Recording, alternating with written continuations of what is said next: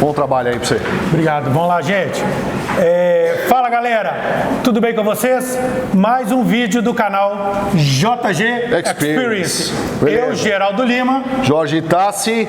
E hoje a gente está fazendo uma coisa diferente. Muito legal. Muito. E a gente está super animado. Tá cheio de pessoas próximas da gente. A gente está fazendo um vídeo dentro de uma sala de aula do 4º período de psicologia da Universo. Ô, Geraldo, você não sabe da maior, cara. O povo fez um comentário lá no YouTube que nosso canal é canal de gente feia. E a gente vai provar pra vocês que não é gente feia, não. Mostra aí, galera da Universo. Roda aí. Vamos lá, mostra aí, ó. Mostra aí.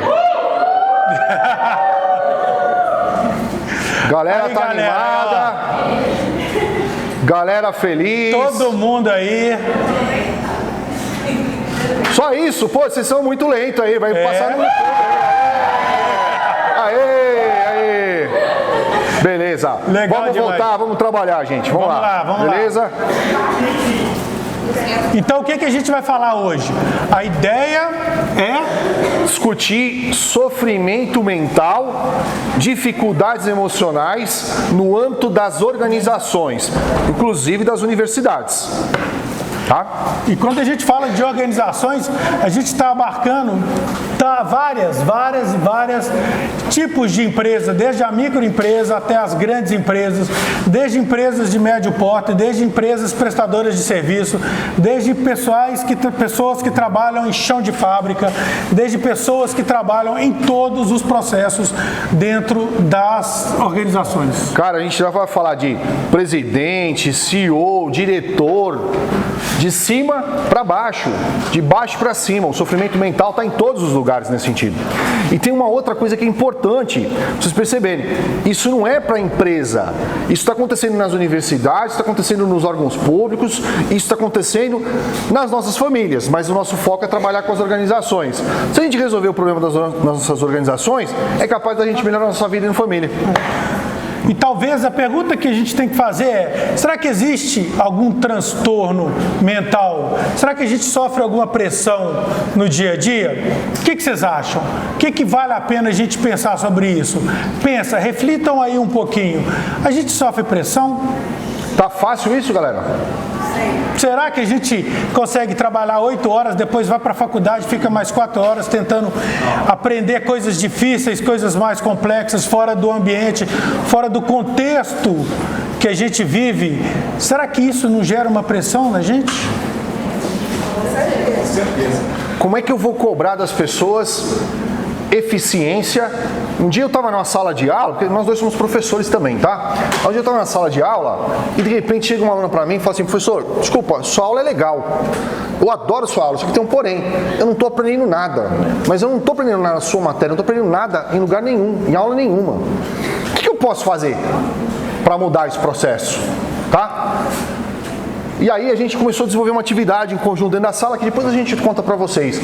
Mas é importante a gente perceber que como é que a gente coloca obrigações para as pessoas que efetivamente não têm condição emocional de poder desenvolver as suas atividades. Isso que é a grande discussão que a gente está promovendo aqui, tá bom? E muitas vezes, ela não é nem obrigação dessa pessoa de ter essa responsabilidade.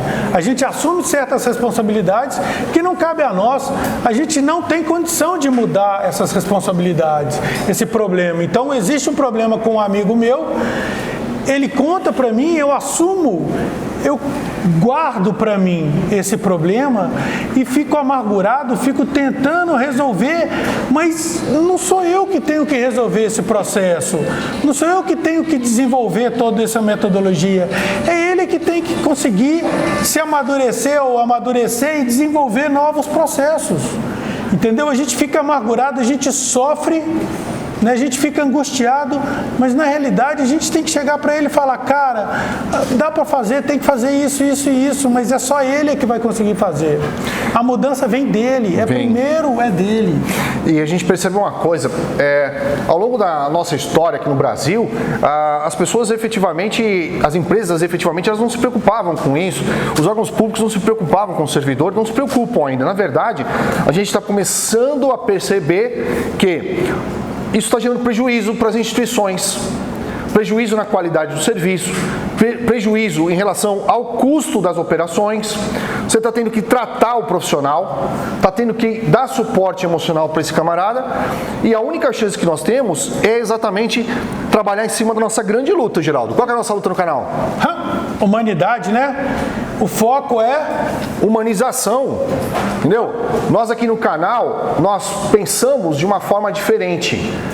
Enquanto todo mundo fica colocando a ideia de que as pessoas em si, elas têm que pensar fora da caixa, nosso slogan é outro. Qual que é o slogan? Pensar? Não. Fazer fora da caixa. Bem? Só pensar não resolve. Não resolve nada. Não faça. A gente não tem, vou ficar pensando, não sai nada. Mas é fazer fora da caixa. É trabalhar o desenvolvimento das pessoas, meu e de quem está próximo, para melhorar a vida. Então vamos pensar, como que o Jorge falou, né? As organizações ao longo dos tempos, eles trabalhavam a capacitação técnica. Né? Era fato que todo mundo tinha que ser bom em alguma ferramenta.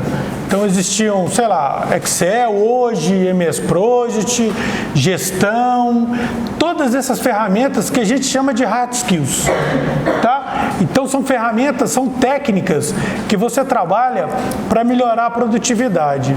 Só que ao longo desse tempo, pessoas foram mais criando problemas maiores de maneira mental. E agora as organizações estão trabalhando uma coisa chamada soft skills. O que é soft skills? Soft skills, pessoal, é simplesmente um conjunto de ferramentas que a gente pode trabalhar, que a gente pode desenvolver para trabalhar competências emocionais. A grande ideia hoje, e vocês como profissionais da psicologia, tem que ter em mente que nós precisamos começar a envolver a psicologia em todos os ambientes. Trabalhar o processo de desenvolvimento de atitude das pessoas, atitude emocional, onde quer que as pessoas estejam. Porque não adianta, a gente não consegue, sabe, virar determinadas páginas da nossa vida. Então, por exemplo, eu sou pai. Eu não consigo virar a página do ser pai e ser profissional. Agora eu sou só profissional. Não, agora eu sou só jogador de futebol. Não, agora eu sou só palestrante. Não dá para fazer isso. Você vai carregando aquela carga emocional para tudo que você está fazendo. E se você não tiver um jogo de cintura para você equalizar, organizar, processar o estresse, processar a dificuldade emocional que você tem, isso acaba sobrecarregando você e refletindo no seu desempenho ao longo da sua vida. Eu quero fazer uma pergunta para vocês. Quem de vocês nunca chegou em casa super estressado, encontrou uma pessoa que ama e quebrou o pau com essa pessoa sem motivo? Isso é um comportamento hipernatural. Não foi você, não. Não foi você. Sou eu. É qualquer um. E isso acontece porque a pessoa está sobrecarregada. E aí a gente vai discutir uma coisa muito importante. O que a pessoa em estresse, o que a pessoa com alto sofrimento faz no dia a dia. E aí, Geraldo? O que ela faz? Bagunça, confusão, estresse. Autossabotagem. Já viram essa expressão, autossabotagem, pessoal? Ela vai dar tiro no próprio pé. Como é que eu resolvo o problema da briga com o meu namorado? E aí? No caso, eu tenho uma namorada, que é minha esposa, que é a Patrícia. Coincidentemente, você acha que eu tô aqui de graça, galera? Não. Vocês estão sendo obrigados a me ouvir. Agora vocês descobriram, né? Pois é. Galera, simples. Tá? Se eu brigo com a minha esposa, eu preciso resolver o problema com a minha esposa. Imagine se cada briga que eu tivesse com a minha esposa, eu não tenho muitas, graças a Deus, com ela, mas eu saísse e comprasse uma coisa que eu não posso comprar. Vamos lá, imagina você briga com seu namorado, vai lá e compra o sapato para esquecer da briga. Compra o sapato para esquecer da briga. Vai passear no shopping para comprar. Vai, tá ferrado, tá ferrado. Aí já não paga mais a faculdade, não faz nada na vida, cartão de crédito, Casa Bahia. Ferra tudo, gente. Não pode ser assim, galera. A gente precisa ter comportamento e o comportamento tem que ser pautado no equilíbrio emocional. E isso é difícil. E ao mesmo tempo, deixar de brigar e guardar para si também é um problema. Claro que é. Né? Assumir, somatizar todas essas coisas ruins que passam à nossa volta e a gente não ter condição de externar isso de alguma forma, isso é ruim. Sim. Isso é guardado para dentro da gente e a gente pode gerar o quê? Sei lá, uma depressão, né? Eu aprendi que depressão é o quê? É a soma de tudo aquilo que aconteceu no passado. E que você não processou, né? E não está processado. Está lá guardado, chega uma hora que explode, deixa você todo fechado, todo amargurado, cheio de problemas. Sim. Isso é depressão. Então, como resolver esse problema? Isso daí, pessoal, isso tem um nome de represamento, né? A gente vai deixando para resolver os problemas, chega um momento que eles vão romper todas as barreiras e eles vão eclodir, gerando comportamentos que são inadequados, porque você não consegue ter um processo decisório equilibrado. É muito difícil você ter um processo decisório equilibrado no momento que efetivamente rompe essas barreiras e vem tudo ao mesmo tempo. Então, às vezes você está com problemas lá que você deixou de resolver há 10 anos, aquele problema surge naquela hora, naquela circunstância. Só que ele vai surgir com o problema que você está vivendo agora. E aí você vai se sentir fragilizado. E detalhe, Geraldo, a pessoa se sente fragilizada, mas o pior disso não é só a fragilidade dela. Ela se sente sozinha, mesmo diante de outras pessoas. Ela não consegue achar alguém que ela tenha tranquilidade de falar aquilo que ela tem vontade de falar. Tá? Para vocês terem uma ideia, um dado que eu vi hoje, que é extremamente, que me deixou um pouquinho meio frustrado, mas não porque o contexto da reportagem, falando que 500 servidores públicos estaduais, ao longo de 2019, já pediram licença ou afastamento por problemas emocionais. 500 pessoas. Essa condição, é muito importante. Eu não estou falando de policial, não, tá? Eu estou falando de servidor administrativo. De todos. Essa condição é muito importante porque as pessoas, elas realmente adoecem. Vocês que são do curso de psicologia, vocês sabem muito bem, sabem até melhor do que a gente, que as pessoas estão adoecendo. E elas carregam essas doenças, além dos problemas que elas estão tendo dentro do serviço. Então, às vezes é um problema com um chefe, às vezes é um problema de relacionamento, às vezes sobrecarga, às vezes é não saber falar não. Imagina aquele funcionário que está na empresa, Geraldo. Eu tenho um cara que trabalhou comigo, que era o seguinte, tudo ele queria ajudar todo mundo. Então, o cara chegava para ele, tô precisando de alguém montar uma planilha para mim, pode deixar que eu monto. Tô precisando disso, pode deixar que eu faço, pode deixar que eu faço, pode deixar que eu faço, pode deixar que eu faço. Cara, chegava no final do dia, não tinha feito nada. Queria ajudar todo mundo, não ajudava ninguém. Pelo contrário, atrapalhava todo mundo. Aí todo mundo começou a abandonar a pessoa. Por quê? Porque a pessoa não tinha medida. A pessoa não conseguia controlar a sua emoção no ponto de ter uma medida de perceber uma coisa. O sim é importante, mas o não também é. A gente tem que aprender a limitar as nossas ações e principalmente a ser mais racional, o que dá para fazer e o que não dá para fazer. E é difícil o primeiro não. Muito difícil. Eu concordo. É difícil a gente falar o primeiro não. Né? Porque todo mundo não espera da gente. É normal. Isso é fato. Mas a gente tem que aprender a falar. E vamos falar de dados também? Pra gente como pessoa. Com certeza. Eu vou falar de dados que eu acho que são importantes a gente posicionar, só para vocês terem uma ideia, tá? Servidores da área de saúde, eles se aposentam, em média, 18% deles se aposenta precocemente. Metade dessas pessoas se aposenta por problemas emocionais, por alto estresse, alta depressão, a pessoa não consegue trabalhar, ela fica no burnout. Você já sabe o que é burnout, né? Burnout é aquela situação que a pessoa queimou o cérebro dela no trabalho, ela não consegue produzir. Quando você dá responsabilidade para ela pula fora. Essa situação, ela gera, por exemplo, em carreiras profissionais, não vou falar de policial já é uma coisa até batida no mundo da sociedade, apesar de importante a gente ressaltar que o policial sofre muito, mas o nosso adolescente hoje, dos últimos 20 anos, praticamente triplicou a quantidade de suicídios dos nossos adolescentes. Em cima exatamente dessa questão do estresse que ele está sofrendo. E ele sofre onde? Ele sofre na família? Sofre, mas ele sofre muito nas organizações que a gente está envolvendo eles na vida. E a gente vive em organizações, pessoal. Nós saímos da nossa família, nós vamos para o nosso trabalho. Saímos do trabalho, vamos para a galera, que é a tribo que você frequenta. frequenta lá, do povo que você toma cerveja. Você sai daquele espaço, você vai conviver com o pessoal da dança, que você faz aula de dança. São só organizações, a gente pula de organização em organização, a gente pouco vive sozinho. E aí eu venho nesse questionamento, será que não é o momento da gente ter esse momento sozinho, eu comigo mesmo? Será que ser sozinho significa que ele está na solidão? Não, isso. Nada a ver. Nada a ver. Uma coisa próxima da gente, um dado próximo, é que a USP, em julho e agosto do ano passado, 4 estudantes criaram ou fizeram suicídio. 4. Em menos de 2 meses. Tá? Eles criaram um departamento, eles criaram uma área específica para ficar de olho nos alunos do que estava acontecendo. Tá? Então, assim, é uma coisa que está próxima da gente. A gente acha que um suicida, um potencial suicida, ele vai transparecer que está acontecendo. Na realidade, tem horas que ele está aqui, na hora que sair lá fora ele vai e faz alguma coisa errada, tá? Que não deve ser feito. Então, isso está sendo tomado conta. E vocês hoje, tá? São fundamentais para mudar esse mecanismo. Nós precisamos levar uma mensagem diferente para as organizações, para a sociedade.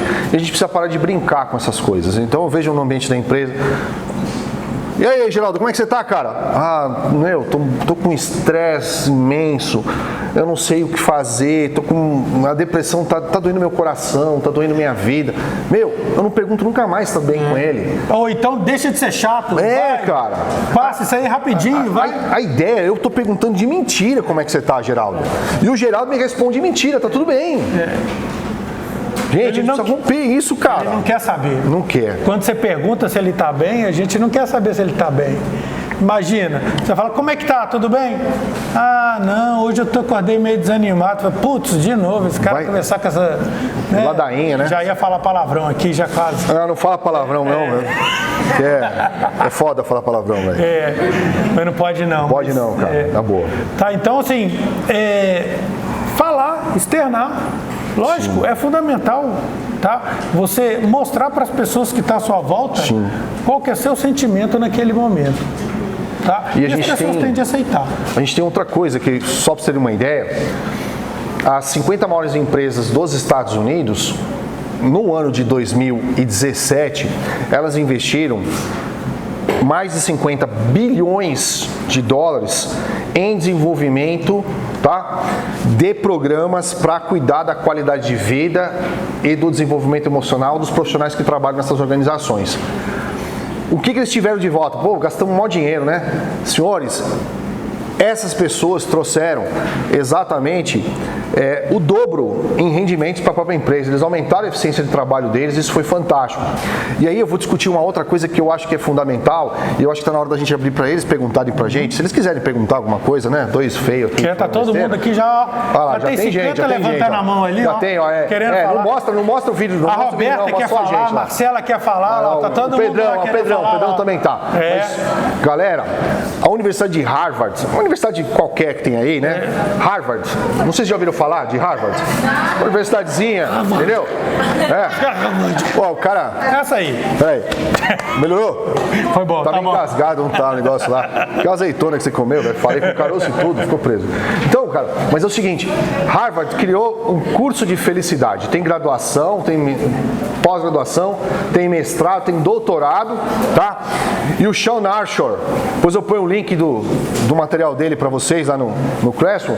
O Sean Arshore, ele criou um livro, criou um trabalho chamado O Jeito Harvard de Ser Feliz. O curso está lotado, abarrotado de gente, não tem vaga por anos. A ideia é estudar felicidade. Como é que a gente vai fazer os seres humanos mais felizes e mudar a vida das pessoas baseado nesse tipo de comportamento. A gente já cansou de falar, agora a gente quer responder perguntas. Vocês têm algo para perguntar? Ninguém tem? Pode fazer, por favor. Democraticamente, eu Qual é posso seu nome, elencar por alguém? favor? Ó lá. Eu conheço só de 2 pessoas o nome aqui, mas tá bom, vai lá. Meu nome é Valéria, vou aproveitar vocês aí, professores, e vocês, né, futuros psicólogos aí. A gente está falando no mundo do profissional. O profissional que está em busca de recolocação não deixa de ser profissional. Sim. Então eu acho que a gente tem, vocês falaram dos servidores, adolescentes. E dos desempregados. E dos desempregados. Eu acho que a gente está vivendo um momento frágil. Sim. Né? Eu estou falando da situação do 14 país. milhões de desempregados no Brasil. Mentira, tá? 14 milhões de pessoas procurando emprego, porque tem um monte de gente que está colocado de outra forma, subcolocado, né? Sobrevivendo. E tem uma estatística, só para complementar isso, que existem pessoas que, pela condição do país, elas pararam de procurar emprego. Sim. O que é pior do que as pessoas que estão desempregadas. Sim. Porque eles já desistiram de Desistiram do entrar no mercado de processo. trabalho. Isso é ruim. Ô, Geraldo, vou fazer uma pergunta para você, aproveitando a pergunta da Valéria. Valéria, obrigado E pela eu vou pergunta. passar para frente. Não, você não pode passar para frente, não. Você que tem que responder, cara. A gente tem que responder. É que o microfone só permite que nós dois falemos. Não, Então, eu por isso que eu tô levo, falando eu a pergunta da... Não, pode não. Não dá, o fio é curto, a gente é pobre. A gente é pobre, nós somos YouTubers pobres. Não, nós estamos começando, Hein? gente. YouTube pobre, feio e velho. Ferrou, cara. Nós estamos aqui para pegar uns 10 E careca. pingados aí, careca, né? E careca. É, mas eu sou careca por opção, diferente. Eu também. Entendeu?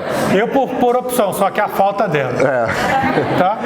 Pessoal, imagina você, psicólogo, fazendo uma entrevista de emprego, verificando a situação da pessoa e você constata o seu objeto qual que é? Contratar a pessoa mais eficiente para aquela empresa. Tudo bem? Você não está ali para cuidar da pessoa. Você é um psicólogo organizacional. Você quer, valeu. Você quer o melhor para aquela empresa. E o cara chega para você, ele está depressivo, ele está com um estresse à flor da pele, ele está com as emoções totalmente desconectadas, desreguladas. Você contrata essa pessoa, cara? Quem que é seu objeto, cara? O problema não é nem contratar ou não, é virar e falar para ela, olha, não serve, não está dentro do perfil. E essa pessoa leva mais uma carga negativa para a vida dela. Sim. Tá? Ela não consegue entender que o ato de você não estar dentro do perfil da empresa não significa que você seja ruim. Sim. Significa que você não está dentro do processo ou dentro daquela estrutura. Ok? Então, eu acho que a função de vocês, ao mesmo tempo, é falar, olha, a gente precisa dar uma olhada em tal percepção que eu estou tendo de você, que eu acho que vale a pena trabalhar.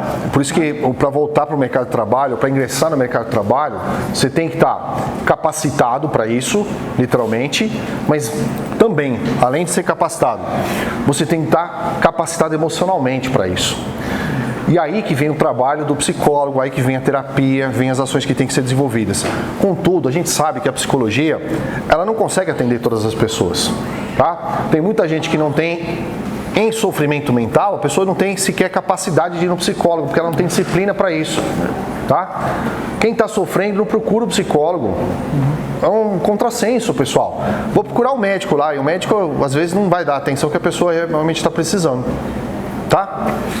Então, a gente precisa criar ferramentas para poder chegar até essa pessoa. E nisso a gente vai conversar com vocês também. Ó, tem uma querendo falar. Quem quer falar? Chega de falar. Fala seu nome e seu bairro. Não, só seu nome. Só bairro não precisa, não. Meu nome é Sônia Luiza e eu queria saber de vocês, né, sobre os idosos. Ótimo. Estão aí muito deprimidos. Sim. Estão acontecendo, assim, muita inclusão deles ainda. Sim. Um campo que precisa ser visto como Com certeza, tá? Primeiro,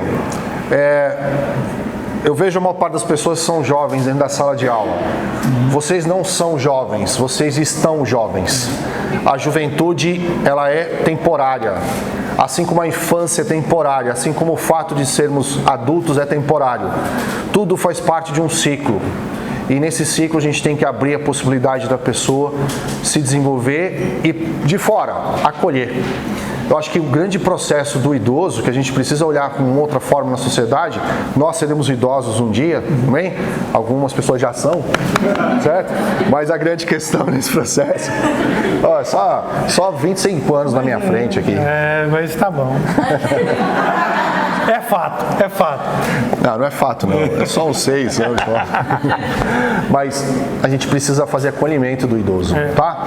E o acolhimento do idoso, ele é fundamental porque ele é respeito para as pessoas e respeito para quem nós seremos, tá?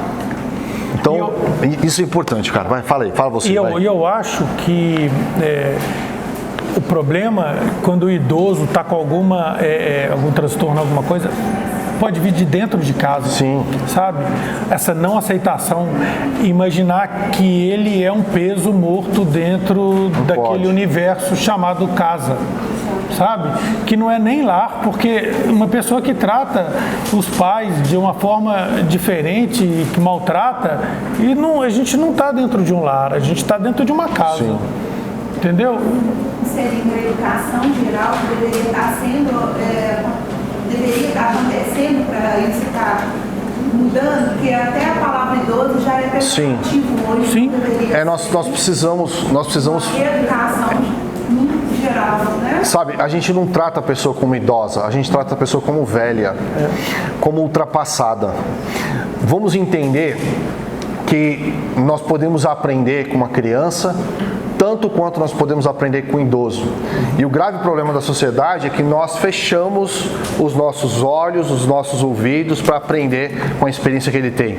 É claro que o conhecimento dele pode ser um conhecimento que não seja totalmente aplicável hoje, mas a experiência dele pode nos conceder a possibilidade de uma reflexão nova, de uma ideia nova, tá? Dentro do nosso universo. Exatamente. Tá. Humanização é o que a gente luta nesse sentido, não tem como a gente pensar de forma diferente. Tá? E o nosso canal, ele pensa essa humanidade. Sim. Sabe? Não é só do idoso para os jovens, porque você vê que o idoso, ele consegue tratar muito Sim. bem, mas ele não consegue ter essa reciprocidade. E isso deixa ele magoado. Né? Algumas pessoas até maltratam, utilizam dele de uma forma que está contra até a personalidade dele, sabe? Então, a educação, ela é fundamental. A briga pela gente é fundamental ter essa educação. Tá? E a educação, ela é um processo. A gente não entra dentro de sala de aula e é educado. Não, você se permite, né? A primeira coisa, você precisa se abrir para ser educado. E a mesma coisa, você vem para a faculdade e aí fica uma puxão de orelha em cada um de vocês, mas para aquele que efetivamente não faz isso. Você está pagando a faculdade, você está aqui estudando, você está 4 horas da sua vida aqui dentro, vai ter que ficar mais 2 horas pelo menos por dia estudando para aprender. Se você não aproveita o tempo que você está aqui para cuidar do seu conhecimento, trabalhar a sua mente, você está dando um tiro no seu pé. Tá? Porque você não vai ser um bom profissional. O mercado, ele é funil. Então, cada vez mais está difícil você passar pelo funil. Nós temos milhões e milhões de profissionais ingressando no mercado todos os anos. Tem profissionais que já são experientes e novos profissionais estão chegando. Se você quiser efetivamente participar do mercado de forma ativa, ou seja, fez a faculdade de psicologia e vai ser psicólogo, porque tem muita gente que faz a faculdade de psicologia e vai vender bala na feira. Se você quer ser psicólogo, seja um psicólogo diferente. Se você quer ser advogado, seja um advogado diferente. Se você quer ser um gestor, seja um gestor diferente. Preparado para isso, capacitado para fazer as coisas. Aproveitar essa questão. Daí eu queria fazer uma chamada nesse sentido. Nas organizações, o quanto é fundamental a gente perceber que as pessoas são contratadas baseadas nas suas competências de trabalho, mas elas são demitidas baseadas nos seus comportamentos emocionais. Bem? Então é importantíssimo a gente começar desde cedo trabalhar a questão do comportamento emocional. E as organizações hoje, mais do que nunca, elas estão preocupadas com isso. Esse lema, até hoje, ainda é arraigado nas grandes organizações. Mas já existem organizações que preocupam com os aspectos técnicos, mas os aspectos comportamentais. Então você tem, por exemplo, mas se preocupa com o aspecto comportamental para ver se o cara está adequado. Porque se o cara está inadequado, na mesma hora. Corta. Literalmente. Eu vou falar. Fala. Vocês falaram aí do... Não, a Marcela quer falar, hein? Vai lá, Marcela. Fala aí, Marcela. Não, Marcela, você tá chorando pra gente agora aqui, ó. Você Tá queria falando, falar tá que... brava, ou tá querendo brigar com a gente, qual que é? Falou que não dorme mais, que ela só tem um foco agora que é estudar e trabalhar.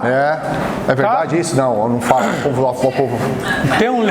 Saúde. Galera. Tem um livro,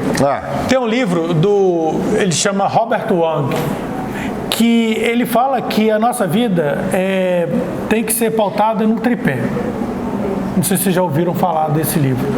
E o tripé que ele fala da vida é uma parte para trabalhar, uma parte para viver, uma parte para o lazer. Então, esse viver é dormir, tá? Uma parte para o lazer. A gente tem que ter esse tripé. Se tiver faltando uma parte desse tripé, você não consegue ficar... Qualidade de vida. Você sabia que o dormir, ele é tão importante que ele é uma das causas que potencializa o Alzheimer. Eu quero falar lá da Marcela. A Marcela tirou o lazer da vida dela. É só trabalhar. Não dormir, você está dormindo não, né, Marcela? Não, tá não. Tá também não, aí? Não tá não. Não tá dormindo porque o lazer dela é na hora de dormir. Vai lá. Sai daqui e vai pra Gandaia, vai lá. Aí não dá pra dormir também, né? Marcela, sempre ela quer falar ali. Olha lá, quem mais quer falar? Quem? Boa noite. Fala, boa noite. Meu nome é Mona Lisa. Complementando a pergunta dela no começo, referente ao que vocês já estão incluídos, né, nesse mercado de trabalho. Sim. Eu tive a oportunidade de estagiar no empresa de recrutamento de jovens aprendidos. Sim. E eu tive uma experiência assim, que eu vi como realmente comecei a trabalhar muito cedo. E eu vi muitos jovens de 14, 15 anos, alguns sim, por conta própria que trabalhar, mas outros não. Eles estavam mais sendo obrigados, tecnicamente, pela questão do desemprego. Sim. Porque os pais não conseguem emprego, então o filho... Vai ter que assumir a família. A parte que... Simplesmente, quando chega na empresa, eles não têm conhecimento nenhum da área organizacional. Sim. Né? Então tem um pouco, assim, mais de... não tem maturidade, vamos dizer assim, para isso. E não tem também a questão da inteligência emocional. Né? Então chegam lá totalmente... Cru. Totalmente cru, o jovem sem capacitação, sem experiência nenhuma, vai assumir uma família. Exatamente. E aí eles chegam totalmente lá e às vezes as pessoas que vão fazer o recrutamento, elas não têm esse olhar mais humano. Não tem. Elas têm, como vocês falaram, a questão da eficácia na empresa. Exatamente, é o que eu estou observando. Aí faz a entrevista, descarta aquele jovem e ele não sabe por que ele não é contratado nenhum emprego. E assim, eu fiquei totalmente muito nervosa, assim, fiquei muito triste também por não entender, porque é muito. A pessoa chega ali como relato pessoal e eu queria saber de vocês, como profissionais empresários que estão ali, o que vocês pensam, o que seria possível fazer para esses jovens para que eles consigam incluir nesse mercado de trabalho, mas de uma forma que não seja tão assim dura. Eu vejo que é triste, né? Você ter uma carta dessa dos pais que estão desempregados, não ter essa base e ficar assim sem emprego. E chega fragilizado. Fragilizado no mercado de trabalho. O jovem precisa de orientação, principalmente. Ele precisa. Hoje é obrigatório dentro do mercado você ir aos poucos adquirindo ferramentas para trabalhar. Então, se você não tem ferramenta de trabalho, você cada vez mais vai caindo na escala para o subemprego, entendeu? Então, você vai chegar para trabalhar na empresa, você vai se apresentar, mesmo um jovem, você sabe trabalhar com computador? Não. Você sabe trabalhar com internet? Não. Você sabe trabalhar com Word, com Excel? Não. Ele vai sendo colocado cada vez mais numa condição periférica, cada vez mais longe do desenvolvimento pessoal. E isso vai acabar atrapalhando o desenvolvimento de toda a carreira dele, porque ele nunca vai se envolver com esse conhecimento que é mais especializado. Quando você faz a contratação do jovem, infelizmente dentro do mercado hoje, as empresas, boa parte delas, não estou falando todas, tá? Tem empresas excelentes pensando de forma diferente, mas boa parte delas acaba pensando simplesmente numa mão de obra barata e ponto final. Pensando exatamente em cálculo, exatamente. E muitas vezes, literalmente, eu vou substituir um velho para colocar um novo, que carrega mais. Tá? Eu vou tirar um burro velho e colocar um burro novo. Desculpa a expressão, mas a ideia de muita gente é essa. Quem tem preocupação constitui programa dentro da própria empresa para fazer acolhimento desse jovem. oferece capacitação para eles. O primeiro emprego é muito importante, porque é ele que vai preparar a pessoa para que ele possa ter novas experiências positivas e fazer toda uma escalagem desse processo para que ele possa realmente ser cada vez mais produtivo. E a produtividade está dentro desse ponto de você valorizar e motivar a pessoa. Ter uma pessoa motivada, lá em Harvard eles apuraram o seguinte, que uma pessoa motivada, ela produz 30, 40, 50% mais do que uma pessoa desmotivada, independentemente da capacidade técnica dela. Agora, se você não é capaz tecnicamente e é colocado dentro de um processo que não vai gerar capacidade para você, a sua tendência é se desmotivar e efetivamente virar improdutivo para qualquer tipo de processo, inclusive para a sua vida pessoal. Tá? E olha só, você já viu alguém aprender alguma coisa, colocar na prática e você olhar para ela, você vê o brilho nos olhos? É muito legal. Você já viu isso? Vocês já sentiram muito isso? Muito legal. Cara, é show de bola. Esse é o caminho. Sabe? É mostrar para as pessoas, levar as pessoas para um patamar melhor. Diferente. A nossa filosofia, tá, dentre outras, é falar que a gente tem que levar as pessoas junto com a gente. Por quê? Porque essas pessoas melhorando, elas levam também a gente. Sim. Então é uma interdependência. Eu levo essa pessoa e ela me leva também. Sim. E a gente chega a um patamar, um nível muito melhor de produtividade, de assertividade, tá? E de vida, de qualidade de vida. Pessoas, a gente infelizmente está chegando no fim do trabalho, tem coisa rápida. São as coisas que a gente queria falar com vocês, mas não dá. Mas sabe o que é o legal? Não dá. É ficar o gostinho de quero mais. É verdade, cara. Moçada, muito obrigado. Valeu demais. Valeu demais. E guarde a nossa mensagem, né? E qual que é? Qual que é? Qual que é? Pensar fora da caixa? Qual que é a mensagem? Fazer fora da caixa. Fazer fora da caixa. É isso que a gente quer, galera. Um abraço, valeu, moçada. Prazer. A gente vai querer ter vocês no canal com a gente. Valeu, Valeu, cara. Valeu. A gente é feio, mas a gente ama também. Valeu.